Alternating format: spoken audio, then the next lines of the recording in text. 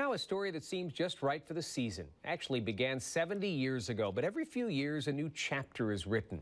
It's about a good deed done by some American soldiers, including a Pittsford man named Dick Brookins. But in one small city in Luxembourg, Dick Brookins is known to everyone by another name. He is the American Saint Nick. We used to get together. Dick Brookins had no idea that something he did as a 22-year-old soldier would be remembered 70 years later.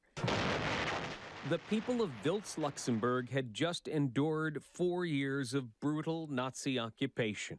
They'd gather everybody in the town together at 3 o'clock on a Friday afternoon and shoot somebody's parents right in the street and leave them there so that they got the message.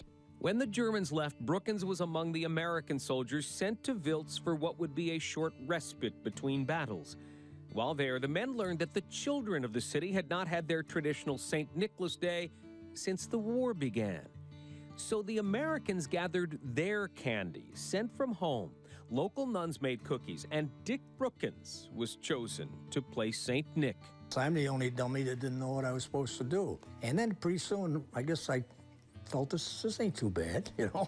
And these kids just were, their eyes were coming out of their head. They couldn't believe what was going on. And we did that, had no idea of what impact this was having and has had for 70 years. It has not abated. It's, the American soldier is an idol. Weeks later came the bloodiest battle of the war for the Americans, the Battle of the Bulge. And I can remember when I drove out of there in a Jeep, how bad I felt, ashamed that we're leaving these people behind. Wiltz was nearly destroyed. Some of these children were killed as Americans retook the city. Even though that was a terrible thing for them, we came back. And that's very significant over there. You came back. And it would not be the last time. 30 years after the war, the people of Wiltz tracked Dick Brookins down and invited him to play St. Nicholas again. The children in this old film are senior citizens now, but their children and grandchildren all know the story of the American St. Nick. Looking good, Santa. Which is why Brookins has returned to Wiltz 6 times, and why, at age 92, he's going back again this week as an honored guest.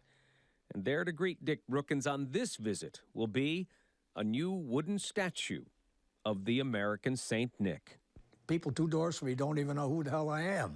But there, I'm a big deal.